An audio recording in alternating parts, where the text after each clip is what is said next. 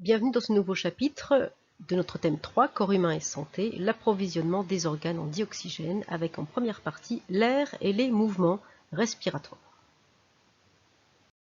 Souvenez-vous, nous avions vu que pour fabriquer l'énergie nécessaire à leur fonctionnement, nos organes, muscles, cerveau, peau, cœur, etc., prélèvent du dioxygène, vous l'avez ici donc dans le sang, et rejettent dans le sang du dioxyde de carbone. On n'oublie pas aussi, ce que l'on vient de voir dans le chapitre précédent, c'est que nos organes et donc nos cellules qui forment ces organes vont aussi prélever du glucose dont on connaît maintenant l'origine.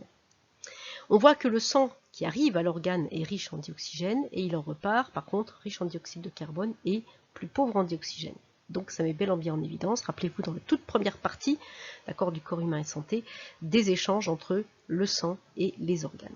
Donc on arrivait à cette formule chimique où finalement pour fonctionner, une cellule à l'intérieur d'un organe va prélever du glucose et du dioxygène et va associer les deux dans une réaction chimique dont le but n'est pas de produire du dioxyde de carbone, de l'eau et de libérer de la chaleur, mais dont le but est de produire l'énergie nécessaire à son fonctionnement, d'accord? Soit l'énergie nécessaire par exemple à la contraction pour un muscle. Donc nos déchets, bon l'eau vous comprenez bien qu'on l'évacue par la transpiration, la chaleur aussi, l'augmentation de température permet aussi de maintenir aussi notre corps à 37 degrés, et puis quand on augmente nos efforts musculaires, on va se servir de l'eau en transpirant plus pour évacuer la chaleur en excès, parce que cette réaction chimique elle est encore plus intense lorsque le muscle va fonctionner. Rappelez-vous lorsque nous avions effectué nos flexions, extensions des jambes en classe. La réaction chimique sert à produire cette énergie. Alors, on a vu aussi que plus l'effort était intense et plus cette production d'énergie est importante, et donc plus il y a de dioxyde de carbone à évacuer, plus il y a d'eau à évacuer, et surtout il y a plus de chaleur à évacuer. Il ne faut pas que notre température du corps dépasse 37. Alors, nous avons vu aussi d'un point de vue de la respiration que les mouvements respiratoires permettent l'entrée de l'air dans les poumons par l'inspiration et sa sortie par l'expiration, et que le rythme respiratoire augmentait lorsque notre effort était plus important. Dans ce nouveau chapitre, on va essayer de répondre à cette problématique. Comment fonctionne l'appareil respiratoire pour permettre d'apporter le dioxygène dans le sang, d'accord? Et ensuite, du sang aux cellules qui en ont besoin.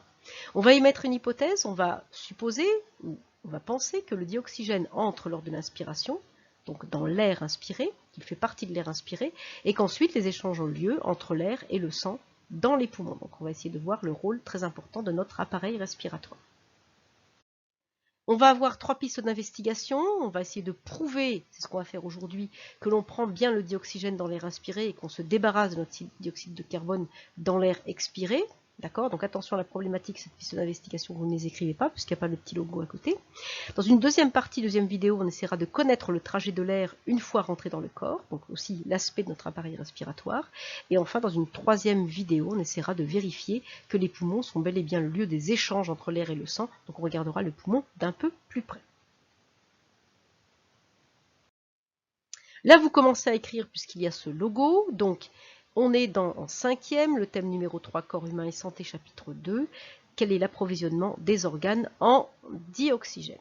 Alors, on va d'abord, donc c'est ce qu'on a dit tout à l'heure dans la première partie, première piste d'investigation, bien vérifier que c'est dans l'air qu'on prélève ce dioxygène. Donc, est-il cet air notre source de dioxygène? Tout d'abord, un petit rappel. De 6e, l'air est un mélange de gaz. Rappelez-vous que l'air atmosphérique actuel est fait de 78% d'un gaz qui n'est pas un gaz respiratoire qu'on appelle le diazote, qu'il est fait de 21% de dioxygène, en moyenne bien sûr, on verra des chiffres peut-être un peu plus bas, 20,9, 21,4, voilà, tout dépend de l'exercice, et que dans l'air nous trouvions aussi un peu de dioxyde de carbone, 0,03%, et 0,97% d'autres gaz, dont par exemple, je peux vous citer l'ozone, le méthane, l'argon, etc., etc. Donc voilà la composition de l'air atmosphérique telle qu'on l'avait apprise l'année dernière. Première chose, on va essayer effectivement de mesurer le taux de dioxygène de cette jeune fille dans l'air qu'elle va inspirer, ici d'accord, donc l'air de l'atmosphère, et dans l'air expiré, pour bel et bien prouver que c'est l'air atmosphérique notre source de dioxygène. Pour ça, on va utiliser ce qu'on appelle une console VTT. Alors ce n'est pas une console de jeu, ce n'est pas non plus un vélo, c'est une console particulière sur laquelle on va pouvoir mettre, vous voyez ici, des sondes. Et là, on va transformer notre console VTT en sonde à dioxygène. Donc, on va la transformer en appareil à mesurer le taux de dioxygène, donc un oxymètre.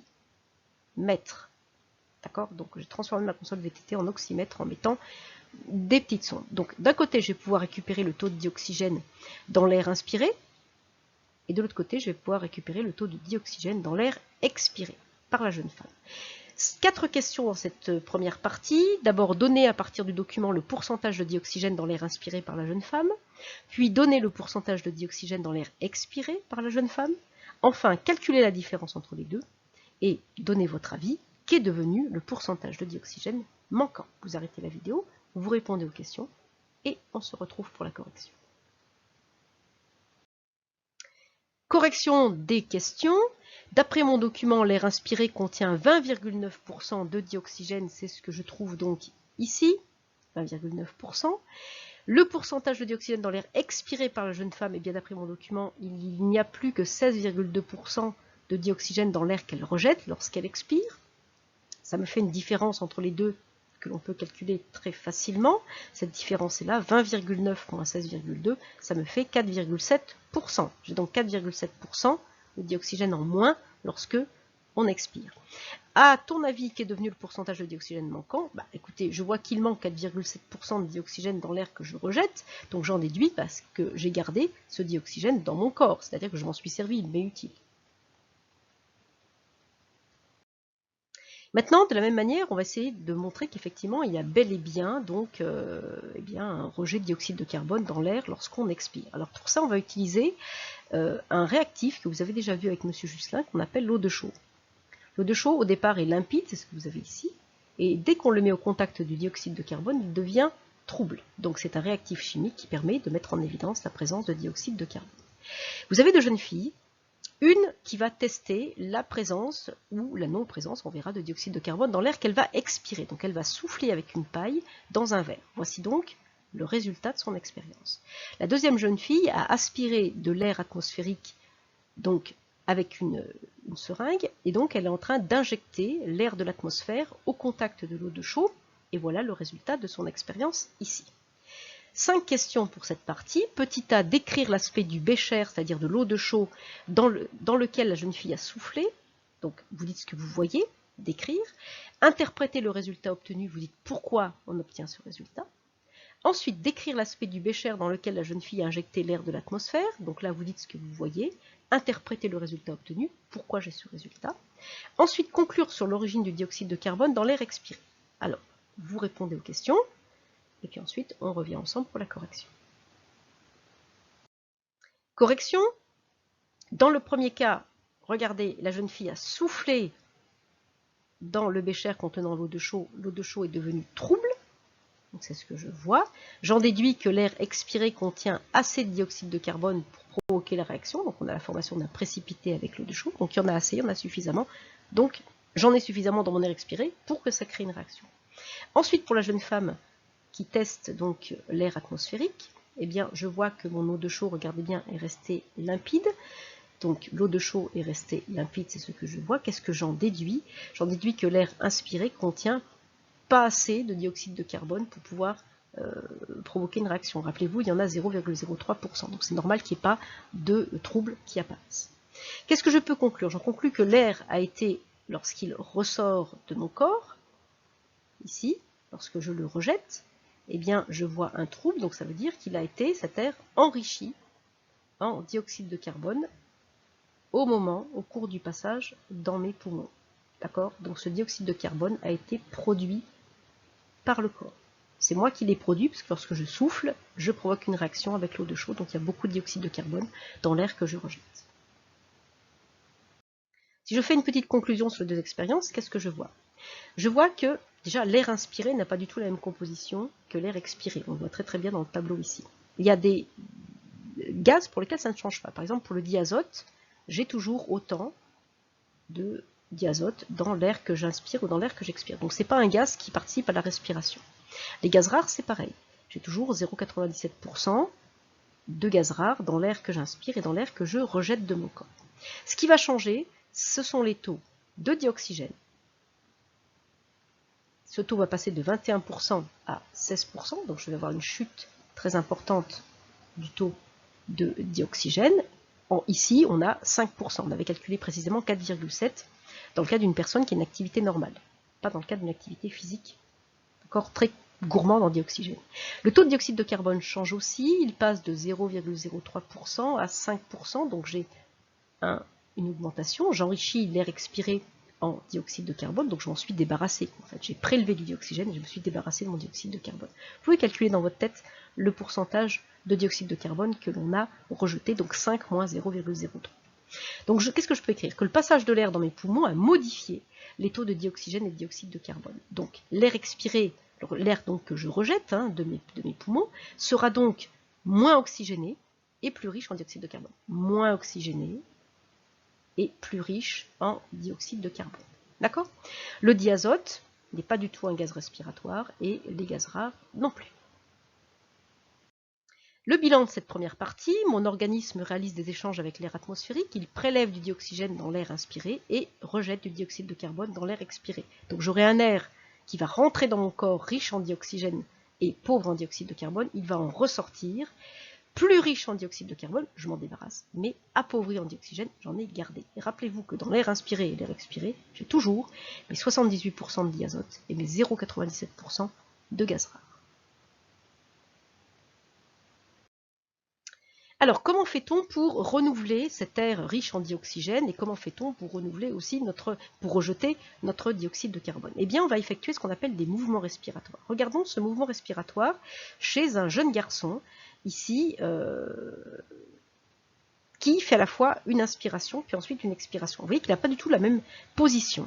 Lorsqu'il inspire, eh bien, on voit donc la forme de sa cage thoracique, qui est visiblement très écartée, et on aperçoit même ses côtes. Donc sa cage thoracique s'écarte lorsqu'il inspire. Je vois aussi que ses épaules remontent, sa tête est bien droite, l'air rentre soit dans son nez, soit dans sa bouche. Il inspire. Ensuite, lorsqu'il expire, on voit que ses épaules retombent, sa cage thoracique a changé complètement de forme, elle paraît beaucoup moins large, vous voyez ici, donc elle est beaucoup moins large. On n'aperçoit plus les côtes, on n'aperçoit plus non plus le contour ici, d'accord, de la cage thoracique. Et puis je vois que sa tête a baissé, il est en train d'expirer, soit par le nez, soit par la bouche. D'accord? Donc ça se voit. Les mouvements respiratoires sont liés aussi à des modifications de notre squelette.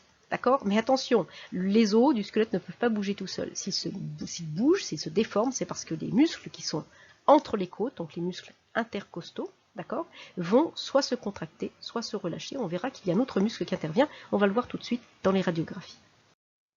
En plus des muscles intercostaux qui sont entre les côtes, va intervenir un muscle très épais, d'accord, qui sépare la cage thoracique de l'abdomen, donc le thorax du ventre. C'est le diaphragme, je le dessine ici. C'est un muscle plat qui est un petit peu perforé pour laisser passer donc l'œsophage. Là, j'ai donc le muscle plat. Vous voyez que dans le cas de l'inspiration et de l'expiration, il n'a pas du tout la même position.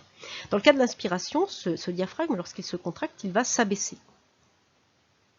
Et lorsque la personne expire, ce muscle plat va reprendre sa position, il va se relâcher, il va remonter.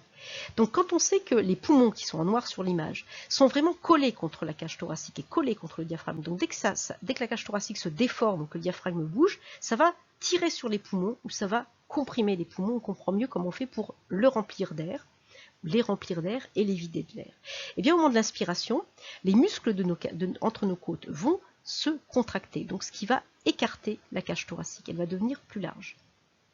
En même temps, mon diaphragme, qui est en bas, va se contracter, en se contractant, il va descendre. Donc tout ça va étirer la paroi des poumons en 3 dimensions, donc vers le bas et sur les côtés et devant. Et donc, ça crée un appel d'air. L'air rentre dans les poumons. A l'inverse, au moment de l'expiration, notre diaphragme se relâche, donc il remonte, il comprime les poumons par le dessous. Les muscles intercostaux se relâchent, donc du coup la cage thoracique reprend sa position normale, donc elle retombe, vous le voyez ici, sur les poumons et comprime les poumons. Et l'air ressort passivement. On souffle. Donc les mouvements respiratoires s'accompagnent de changements de forme de la cage thoracique et du diaphragme, ce muscle plat qui sépare le thorax de l'abdomen. Donc c'est bel et bien dû aussi à des mouvements respiratoires. Et donc à des contractions musculaires aussi. Regardez là en image, on va s'intéresser à cette première ici animation. Je vois l'air inspiré qui rentre dans mes poumons, je vois bien donc les contractions de mes muscles intercostaux, regardez bien, la cage thoracique s'écarte et mon diaphragme s'abaisse. Le diaphragme est en rouge, je ne sais pas si vous l'avez bien vu, le diaphragme est là, donc il s'abaisse au moment de l'inspiration. Au moment de l'expiration, il remonte. D'accord? Inspiration, regardez bien, les muscles de la cage thoracique se contractent, la cage thoracique s'écarte, le diaphragme descend. D'accord? Ça crée un appel d'air, l'air rentre. Moment d'expiration, la cage thoracique, c'est ce qu'on va voir maintenant, s'abaisse, le diaphragme remonte et vous avez, comme un effet piston, hein, l'air qui est donc rejeté. On l'a ici, donc par contre sur la vidéo de droite, on voit très bien les mouvements. À l'inspiration, le diaphragme descend, à l'expiration, il se relâche, il remonte. À l'inspiration, le diaphragme se contracte et descend, à l'expiration, il se relâche et il remonte. Donc ça nous donne ces deux schémas qu'on a en dessous. Ici, pour l'inspiration, j'ai bel et bien des contractions musculaires, donc le diaphragme qui se contracte et qui descend, les muscles intercostaux entre les côtes qui se contractent et qui écartent la cage thoracique. Ça crée un appel d'air. L'air rentre. D'accord? C'est un mouvement, on dit, actif, parce qu'il consomme de l'énergie, parce qu'il est lié à des contractions musculaires. A l'inverse, on va économiser de l'énergie en relâchant les muscles qui sont entre les côtes, la cage thoracique retombe sur les poumons, et en relâchant le diaphragme. À ce moment-là, tout ça comprime les poumons et l'air ressort passivement. L'inspiration est un mouvement passif. Voilà, ça comprime et donc ça ressort.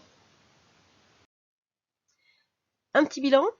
À l'inspiration, le volume de la cage thoracique augmente parce qu'il y a la contraction, regardez les flèches en rouge ici, des muscles intercostaux entre les côtes et le diaphragme donc qui descend. Tout ça donc étire la cage thoracique, étire les poumons, pardon, et donc crée l'arrivée de l'air inspiré dans l'appareil respiratoire. L'inspiration est un mouvement actif qui consomme de l'énergie parce que j'ai des contractions, d'accord? Donc ça consomme de l'énergie.